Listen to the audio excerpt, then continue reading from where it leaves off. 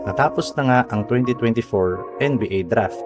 Napakaraming prospect players ang nakapasok sa iba't ibang teams na dapat nating abangan.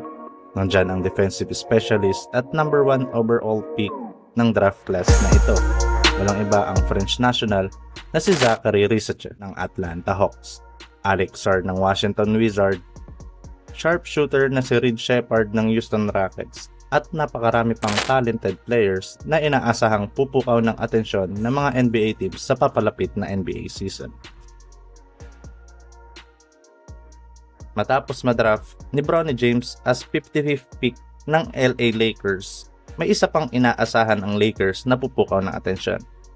At isa sa mga abangan talaga dito ang talagang tinarget ng LA Lakers. Walang iba kundi si Dalton Knecht na produkto ng University of Tennessee. Isang versatile small forward na may kakayahang mag-create ng sarili nitong tira. He can drive and finish well into the basket. Pero masasabi ba nating good pick itong makukonsider si Dalton Knecht ng draft class na ito para sa LA Lakers? Unang-una, let's talk about his strengths.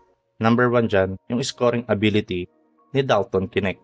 Dalton Knecht is a prolific scorer with a diverse skill sets. Nag-a-average lang naman ang batang ito ng 21.7 points per game, 4.9 rebounds per game, at 1.8 assists per game sa loob ng 36 games nito sa paglalaro sa college. At masasabi nating isa ito sa mga mataas na percentage sa paint with 48.7 sa field at above average naman na 39.7 sa 3-point field goal. At talaga namang masasabi nating isa sa mga mag-i-stand out ito when it comes to scoring ability compare sa mga kasabay niya sa draft class. Pangalawa is yung kanyang versatility. Known for his offense versatility, Dalton Knecht can score in a various ways. Kaya nitong maging isang spot-up shooter, he can move the ball well, and create shot in his own. Na talaga namang malaking maitutulong sa team ng LA Lakers for the upcoming seasons since isa ito sa mga weaknesses ng koponan. At talagang masasabi natin na makakatulong kay LeBron at Anthony Davis when it comes to reinforce their offensive end. Pangatlo is yung kanyang athleticism. Dalton Knecht has demonstrated the ability to impact game offensively, especially in scoring, playmaking, creating mismatches for his opponents. At talagang may halintulad natin ang laruan nito kay Max Strus. Kung titignan natin, sa mga previous years niya sa paglalaro sa college, talagang meron talaga itong magandang athleticism. Mataas tumalon, masipag, mabilis, at talagang maaasahan ito. Kaya talagang nakaka-excite ito at aabangan talaga ng mga LA Lakers fans. We're done with his strengths. Now, let's talk about his area for improvement or weaknesses. Unang-una dyan yung kanyang defensive skills. Knecht defense has been noted as an area that requires development. Isa sa mga napansin ko to kay Knecht noon pa lang nung pinapanood ko to sa NCAA na dapat pa sigurong i-improve upang makasabay sa mas elite at malalakas na players ng iba't ibang team sa NBA. Improving his defensive strength as well as his defensive techniques and be a two-way player could enhance his overall games. Alam naman natin na isa sa mga pumuputok na player ngayon is yung playing style ni Jrue Holiday. At kung makuha niya yon, I think malaking tulong ito for LA Lakers, especially LeBron James and Anthony Davis when it comes to offensive and defensive end. Pangalawa is yung kanyang playmaking. As you can see, nag-average lang ito sa kanyang assist noong 2023-2024 season ng 1.8 assists, which is mababa for a shooting or small forward, at 1.5 assists per game naman sa kanyang overall career. Na sa tingin ko ay medyo kailangan ng slight improvement pa or major improvement, lalong-lalo na sa shooting guard position niya or even a small forward position for Dalton Knecht.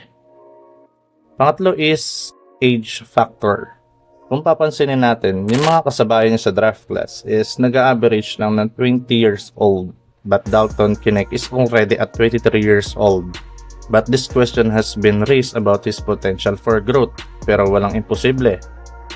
Lakers is still a Lakers. Kaya nilang mag-develop ng mga bottom players kung hanggang saan ang potential na kayang ipakita nito.